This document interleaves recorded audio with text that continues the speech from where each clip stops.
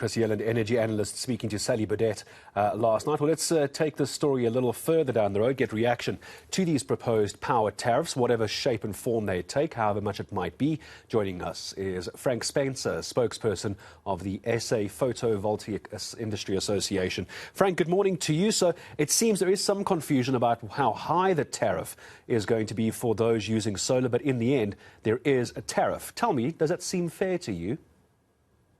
Good morning, Gareth, and good morning to your viewers. And great to hear my friend Chris being as frank as I can be too. In terms of the incoming tariffs, I think Chris is absolutely right that right now, I think the wrong end of the stick has been grasped on this story, and that the tariffs that are coming from Eskom for solar installations will have almost exactly the same fixed charges as if you didn't have a solar PV system at all. So, and these fixed charges actually exist already on the Eskom residential tariffs. Yes, they may be going up faster than one might expect, but solar PV owners are not being penalized in any way by having a solar system in terms of the fixed fees. Because there was a bit of confusion, and I think I did see this happening yesterday and the day before when we started seeing how these potential tariffs might come into place. It was a bit difficult to follow. My understanding was that even if you are still connected to the grid, whether it's in Joburg, COJ or Eskom, and you've got primarily a solar system which you can use during your blackouts, you're still paying a fee, not your electricity fee, you're paying a solar fee back to Eskom. Can we just clarify, is that actually what's going on?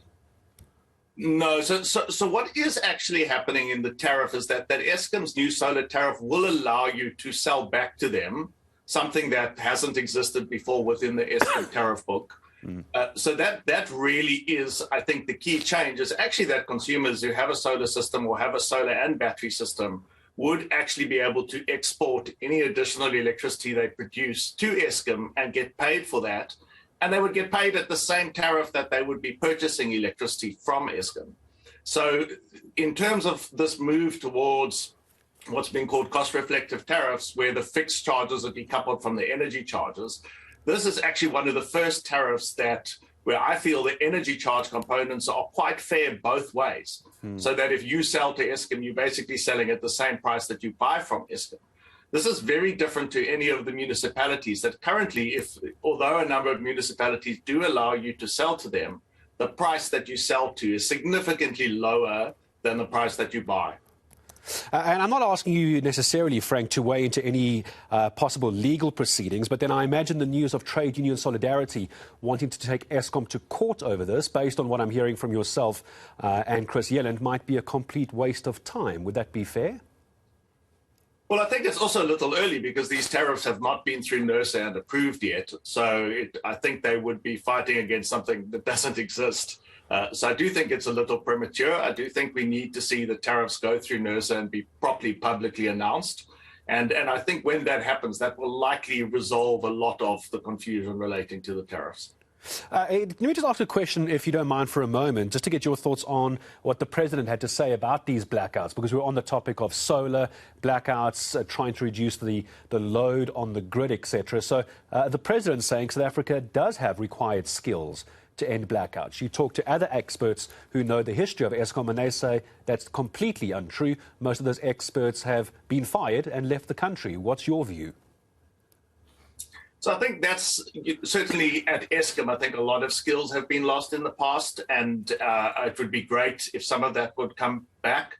But I think more generally in the energy industry, and particularly in the renewables field, this is perhaps one of the fastest growing employment sectors in the country at the moment. In fact, there's a shortage of skills here too, but it's a huge employer already, right from skilled engineers down to installers who actually install solar PV systems. And at SAPIA, we refer to this as the silent revolution, particularly in the sort of residential, commercial and industrial sphere, because we've had literally hundreds and hundreds of small businesses emerge installing solar PV systems whose contribution hasn't been well recognized by government because it's happened quietly without any direct government support, and perhaps even within a regulatory framework that penalizes sometimes or doesn't allow what's being done.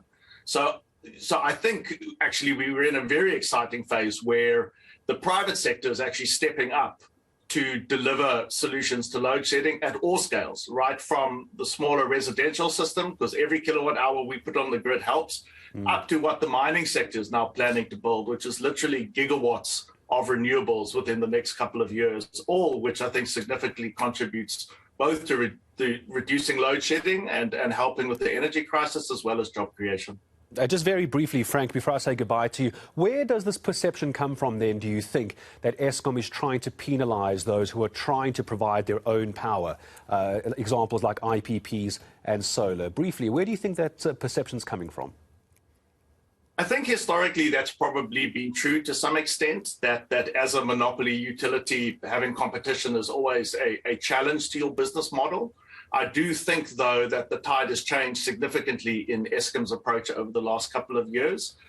We would certainly like Eskom to still move faster in terms of their enabling environment for renewables, but they definitely are now moving in the right direction to enable customers to have solar PV.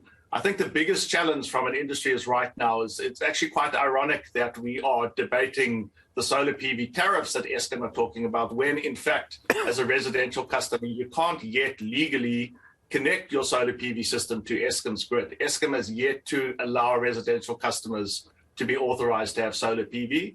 And this is something that we've been lobbying as an industry for almost a decade now. And while many other municipalities have enabled this, we're still waiting for Eskom to actually allow residential solar PV systems. Again, what's ironic is there's already something like 27,000 unregistered systems built on Eskom's residential network. Almost the cart beginning to overtake the horse. We need to try and pull it back, don't we? Frank Absolutely. Spencer, spokesperson of the SA Photovoltaic Industry Association, joining us this morning. Frank, appreciate your time.